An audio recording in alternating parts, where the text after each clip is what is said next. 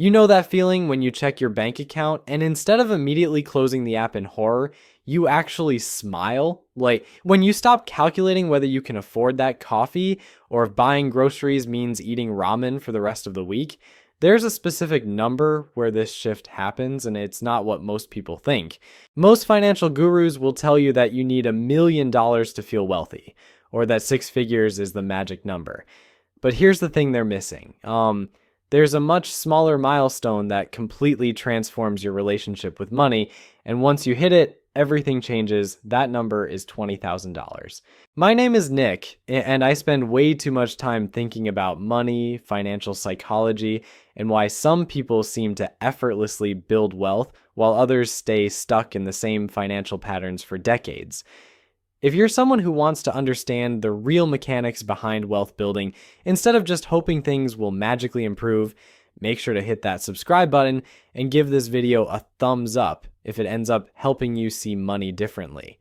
Now, before we dive into why $20,000 is the real game changer, let me ask you something.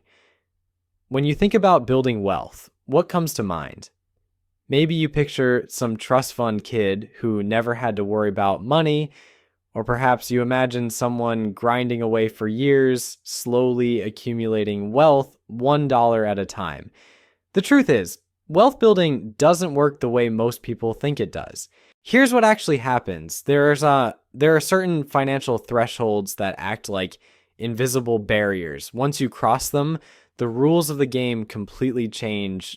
$20,000 is the first major threshold that separates those who will build significant wealth from those who will spend their entire lives living paycheck to paycheck. And the crazy part is, most people have no idea this threshold even exists. Think about it this way. If you've ever tried to push a heavy boulder up a hill, you know that getting it started is the hardest part. You're straining, sweating, making very little progress, and questioning whether it's even possible. But once you build enough momentum, something magical happens. The boulder starts moving faster, and eventually, when you reach the top, it rolls down the other side almost effortlessly. $20,000 is that turning point where your financial boulder finally crests the hill. Everything before this point feels like you're pushing uphill against gravity. Everything after this point feels like gravity is working in your favor. But here's where it gets really interesting, and this is something that will probably surprise you. The difference isn't just mathematical. It's not simply that you have more money to invest or that your returns are larger in absolute terms. The real magic happens in your brain. When you don't have money saved, your brain operates in what psychologists call survival mode. Every financial decision is filtered through fear and scarcity. You take the first job offer that comes along, even if it's terrible, because you can't afford to be picky. You stay in situations you hate because leaving feels too risky.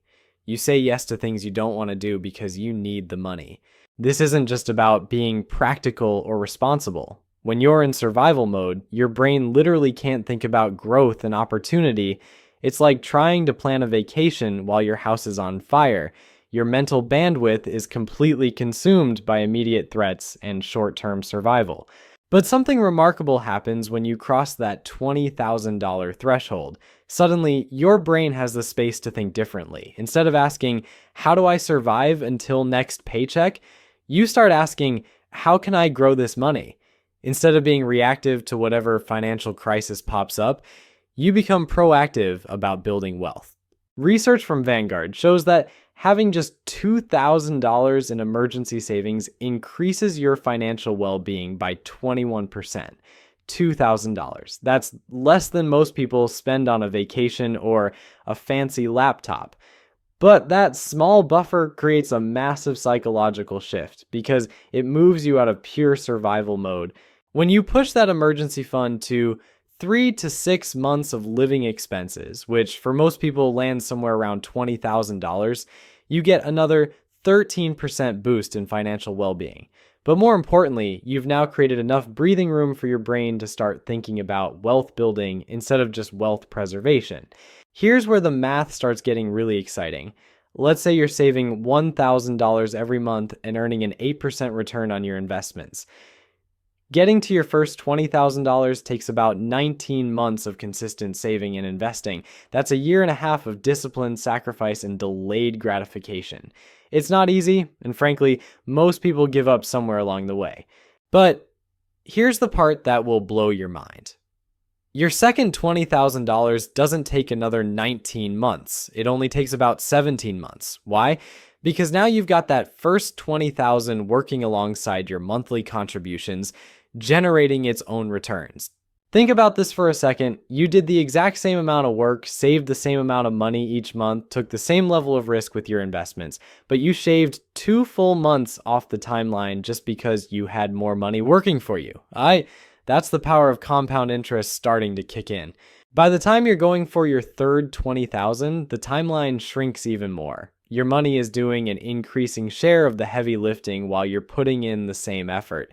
And when you get to the really big numbers, the acceleration becomes almost comical. Once you hit $400,000 in your investment portfolio, you can generate your next $20,000 in just 5 months. The same amount that took you nearly 2 years to save initially is now happening automatically through your investments. That first milestone feels impossible, but every milestone after that gets progressively easier. Now, you might be thinking that wealthy people have access to some secret investment world that regular folks can't touch.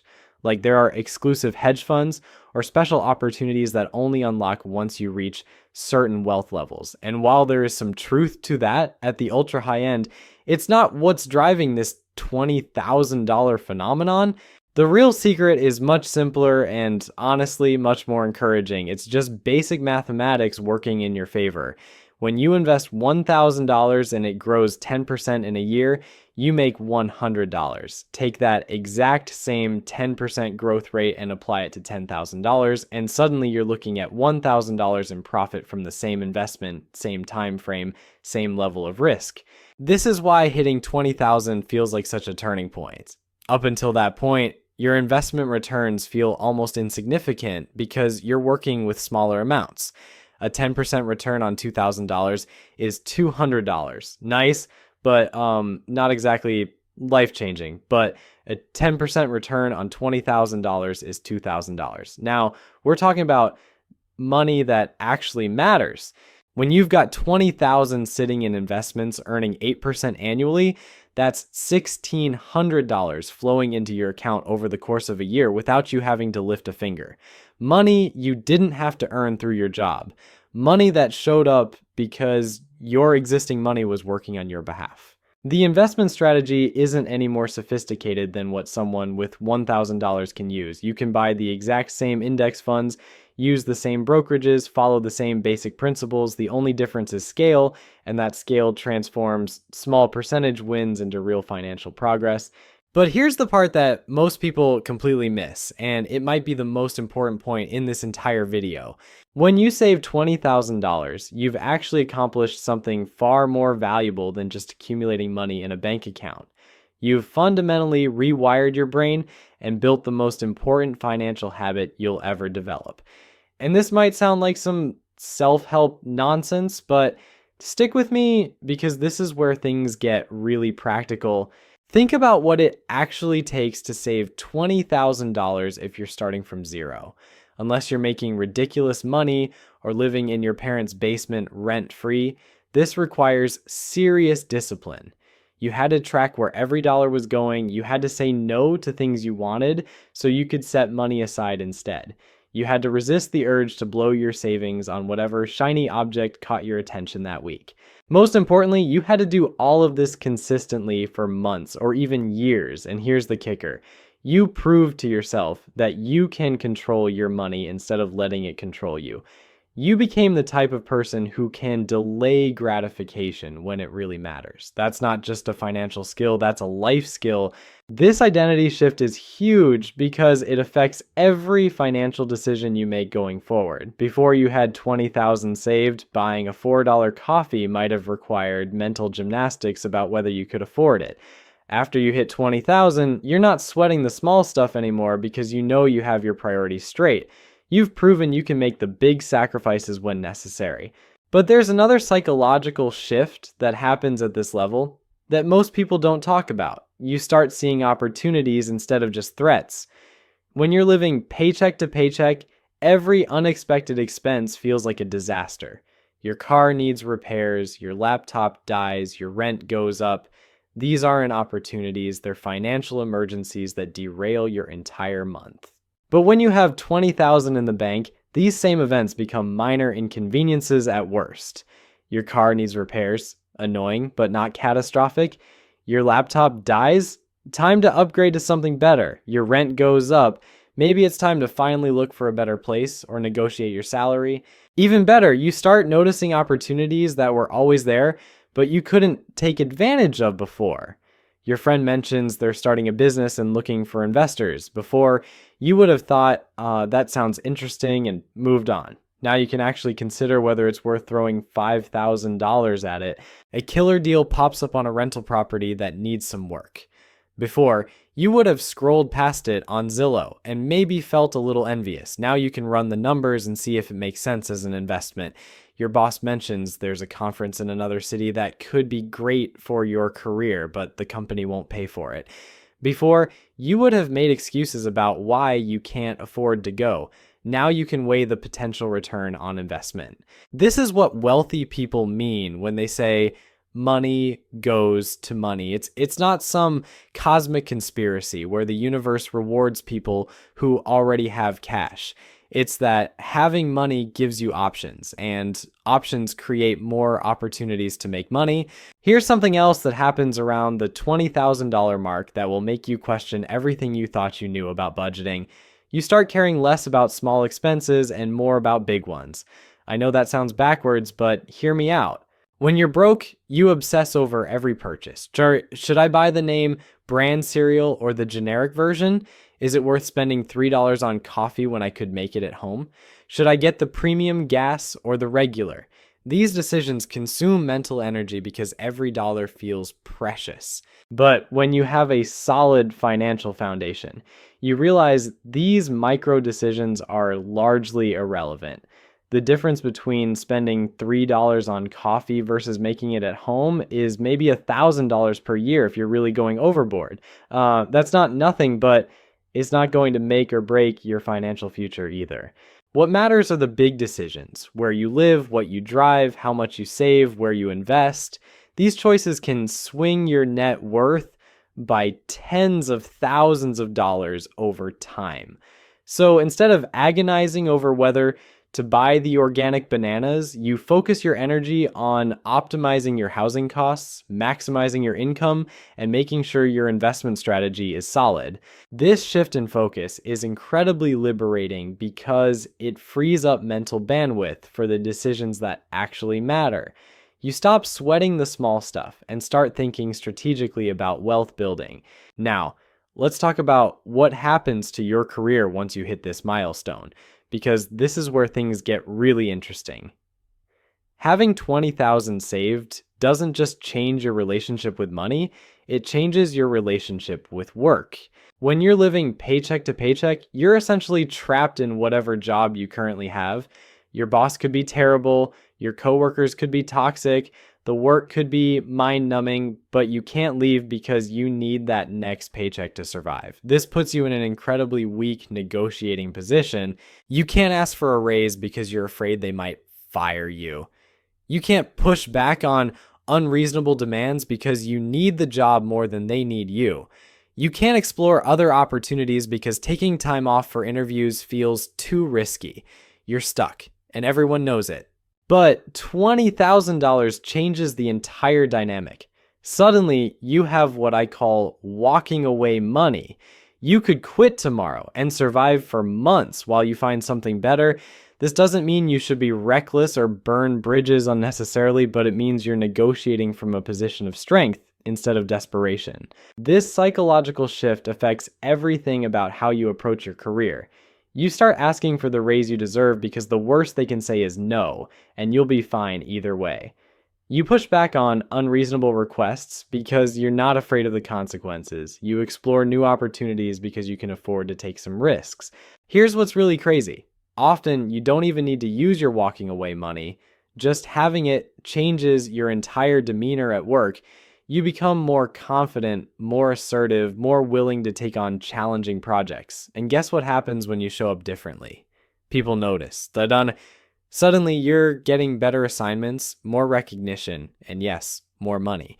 It's like having a secret superpower that you hope you never have to use, but knowing it's there changes everything about how you operate. And the best part is, the more confident and successful you become at work, the faster you build wealth, which gives you even more options and confidence. It's a positive feedback loop that accelerates over time.